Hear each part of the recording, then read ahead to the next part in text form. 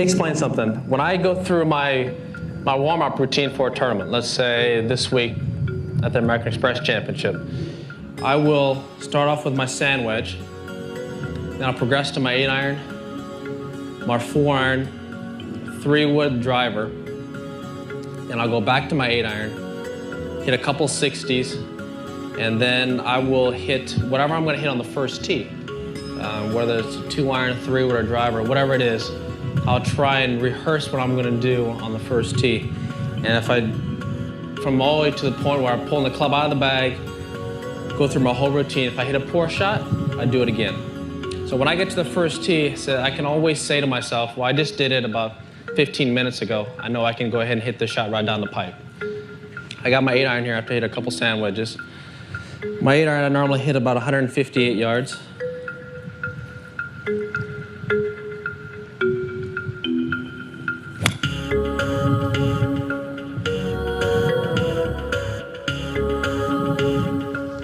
Now you say normally. Does that mean you're swinging 100% No, at your 8-iron to get it 158? No, my irons I generally swing at about 80%, most of my clubs. And then occasionally I'll either crank it up or crank it down depending on the shot. But this is being in the wind. You know, just a normal 8-iron should go maybe 151, 150, somewhere around there.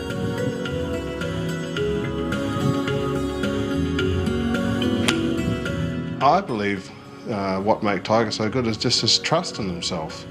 You know, we all know he's a great player, but he just has trust and belief in himself. He practices hard, and when he gets to any kind of difficult shot or any shot, he just trusts himself, and he has a complete 100% trust in his ability.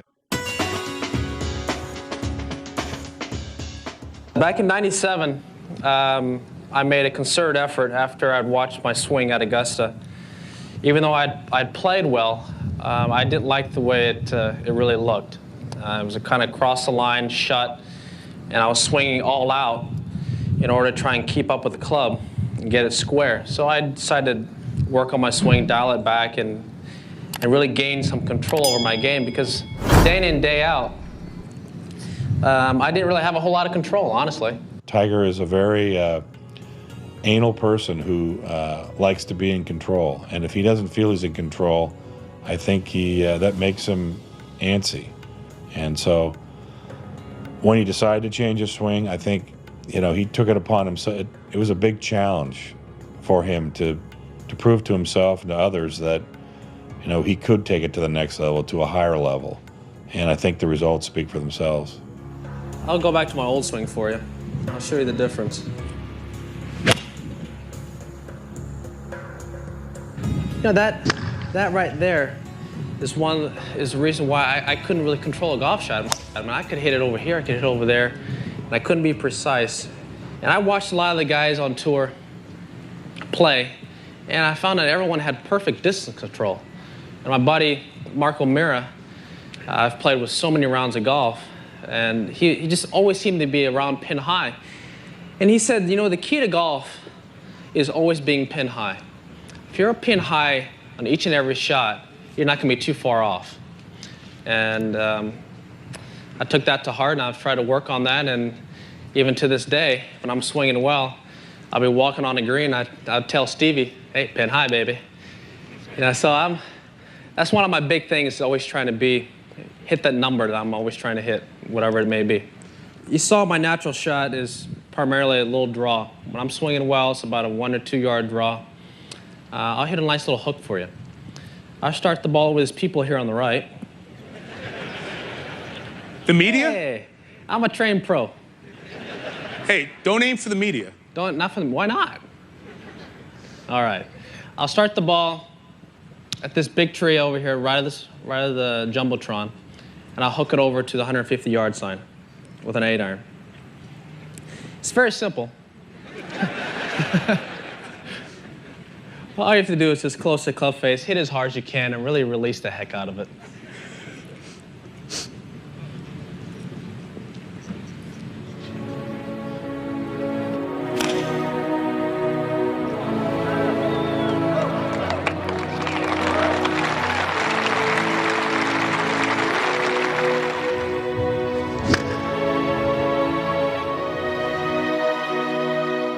He can hit one shot at a time to the best of his ability more often than anybody else on the planet.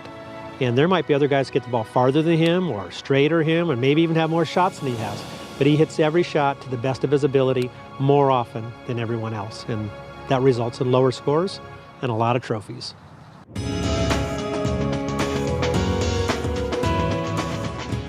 What I found with hitting long irons, the biggest thing that I'm always focusing on is making solid club contact. And it may sound simple, it may sound kind of repetitive, you may hear it from a lot of different people, but what I've found is if I can hit the ball solid with a long iron, it'll go the right distance. It'll bore through the wind.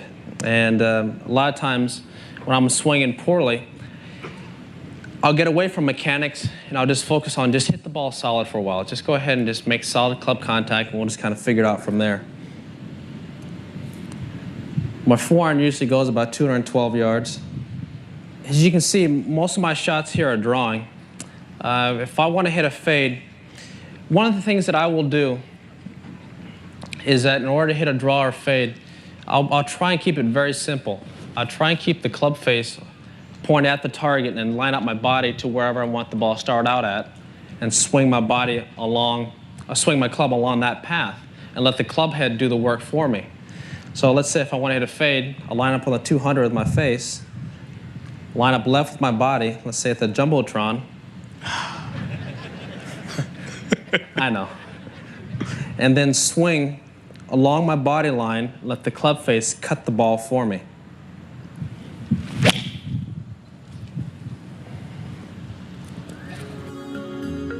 Now, if I want to hit one low, hit a nice little flat ball out there, what I'll do is I'll put the ball back in my stance more towards my right foot.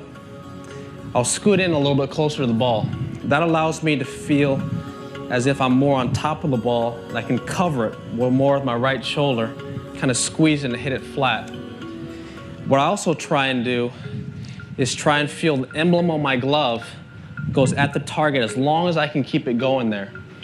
And because I have a neutral grip, it's very simple to do, because if you have a strong grip, it'd be very difficult. If you try and get the emblem or your glove going at the target, you hit it straight left. And if you had a weak grip, you hit it right. It's one of the benefits of having a neutral grip.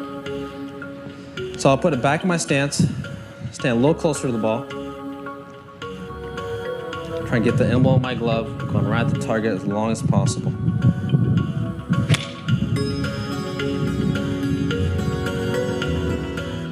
This game is always evolving. Our court, our field of play, it always changes, and it changes every day. One day it may be dry, one day it may be soft and because it rained, or it might have a little dew on the ground, windy. All these different variables happen, and you have to adjust. You have to be so adaptable at any moment, because it can change, and your game plan changes too. You got to be flexible in your game plan, and your mental strategy evolves as the day goes along.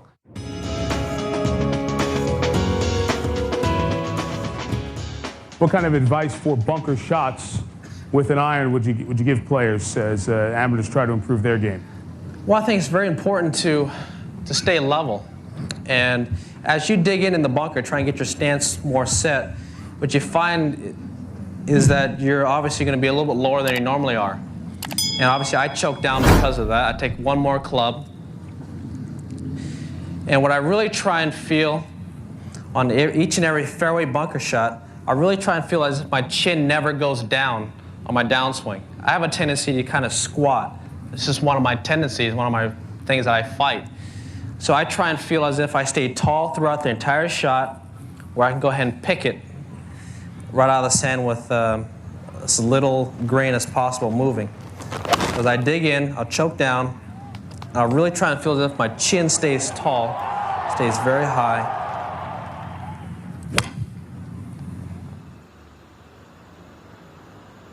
Bunker shots. Used to practice, hitting pitch shots 3 houses down from the home he grew up in Cypress, California. There was a park just down the street, and he would go over and and hit pitch shots over a jungle gym. Or his father would train him when he was a young boy, still under the age of 10, to hit wedge shots, flop shots over his father. Fearless, fearlessly, Earl Woods would stand there and teach his son to hit shots over him, looking right in his face.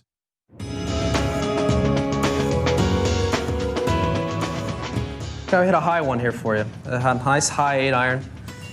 If I want to hit one higher, well, first of all, I'll show you a normal 8-iron again.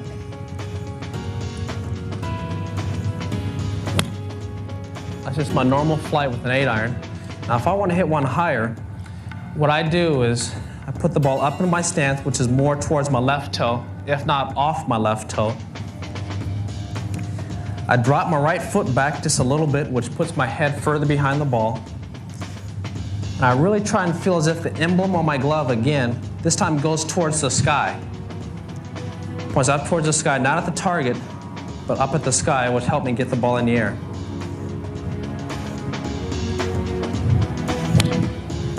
There we go.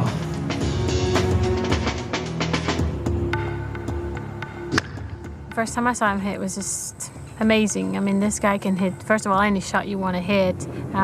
The way the ball comes off the face is extraordinary. I love to just watch him hit. I mean, I love the rhythm of his swing. Just, you know, seems like a picture-perfect shot every time. He has that sense of enthusiasm and just an unbridled joy, especially when he plays well. You can see it, he gets such a buzz out of it. You can almost see the goose flesh stand up on the back of his neck and in his forearms. He lives for this stuff. He loves the game.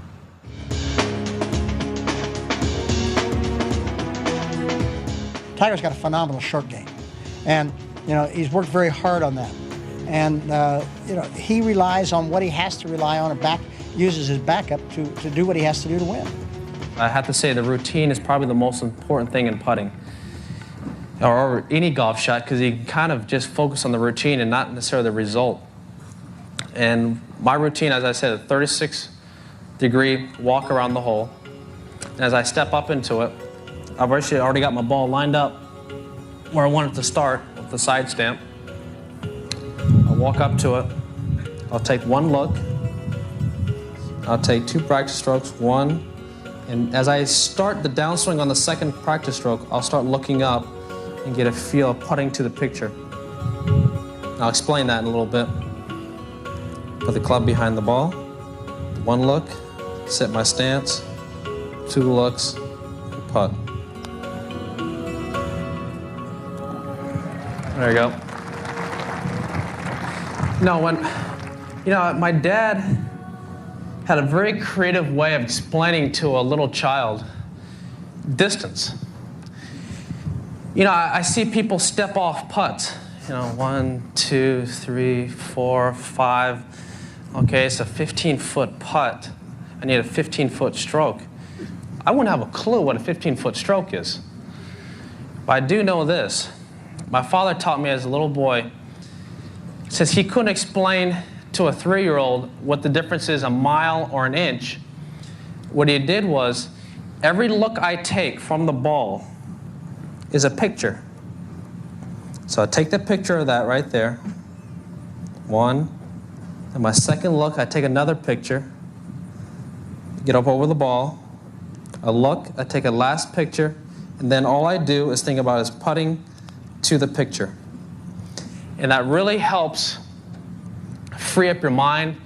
You don't have to worry about distance, because all I'm doing is putting to the picture. And I'm telling you what, down the stretch in tournaments, when I'm really nervous, it may not look like it, but I'm telling you what, I get pretty nervous out there. I will go back to that, and I'll say, okay, come on, Tiger, just putt to the picture, just like Pop used to say. There's some days, some weeks you're going to have, maybe your driving's your weakness, or some weeks your putter's your weakness, or sometimes your iron play's your weakness. You've got to rely on what you have to have.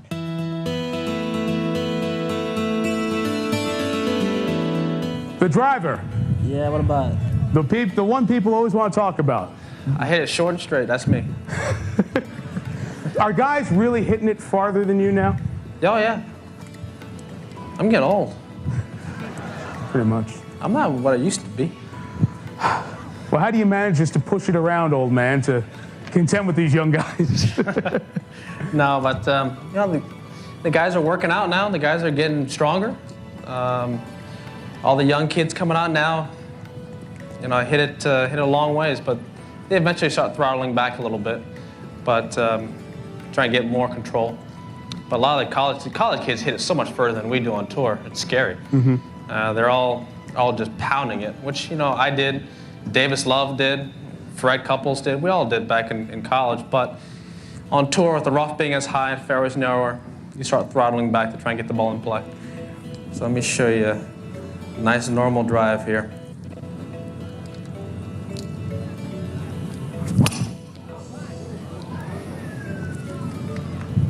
What is a nice normal drive? That one, just like that. I can't see that far. I'm getting old. All I can see is the platinum card at 250. I can't see beyond that. There are 300 out there somewhere? My normal drive goes about a little over 290, and just a little bit in the wind, so I've been doing well to get it to that sign.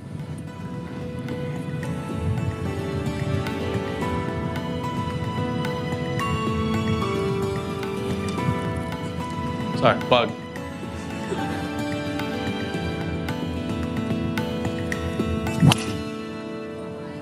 Tiger's swing has always been, is he comfortable on the follow through?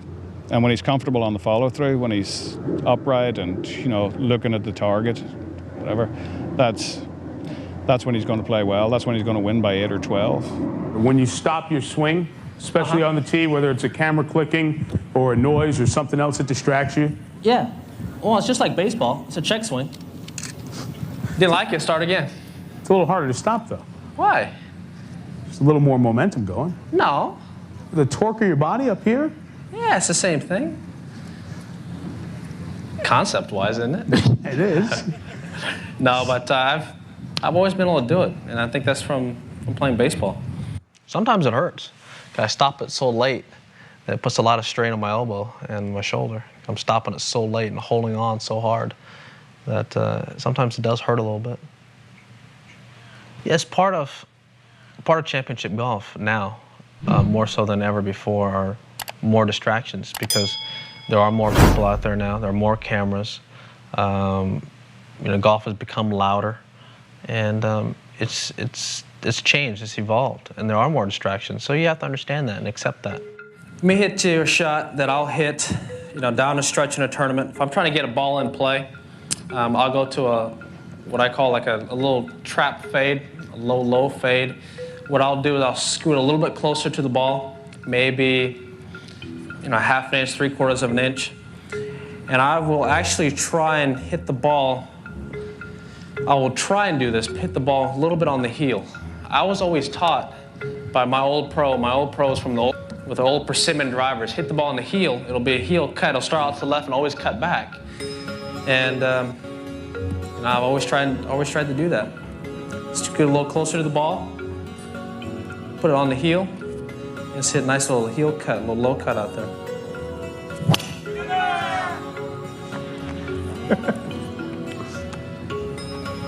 And you'll go to that, something to rely on. Something to rely on, something to get the ball in play. It's going to be further than my 3-wood. Say if that's in the wind and you know, long par 4 and I can't quite hit 3-wood, but I'm also uncomfortable on the hole, so I'll just go to that shot. It's not going to go as far as the ones I've been hitting, but it's going to be in play, and that's the name of the game. Now, if I want to bomb one, hit a little bit further, what I'll do is I'll tee the ball up a little higher, just a touch, and what I'll try and do is obviously I'll speed up my swing. Those swings that you saw right there are about 80%, and I'll crank it up to about 90%. Maybe even 95 at times, depends on how comfortable I feel that day. What I'll do is I'll put my head further behind the ball. Now, I don't mean by putting my head behind the ball like this, okay? What I'll do is I'll take my right foot and drop it back an inch down the target line, which naturally puts my head back that much more, which allows me a little bit more time to release the club more full and get more distance out of it. Something like this.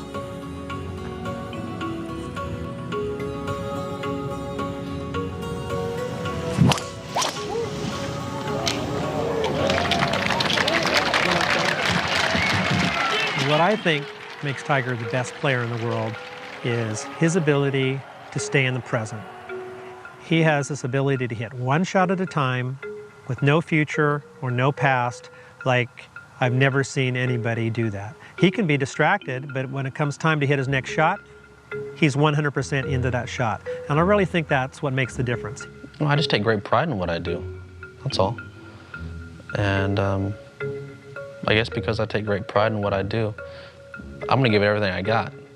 In order for me to give it everything I have to block everything out and then get into my own little world in order to do that. And that's what I have found to be successful for me. People thought this was computer generated. I'm here to tell you that is not the case. And all it stems from, it's back when I used to grow up at Hartwell Golf Park, is it really got bored. And when you also used to always play hacky sack and do other things, I always try to get to 1,000 bounces. Well, your right arm really gets sore. So I learned to go lefty just for a little while. Try and give my righty a break.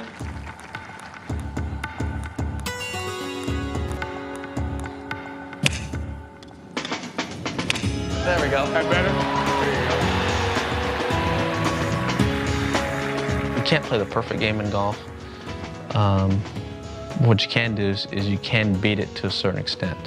My dad always said that par is a playing field. It's what par is, 72, 71, 70, whatever par may be on that particular course. Well, anything under par is you beat the golf course.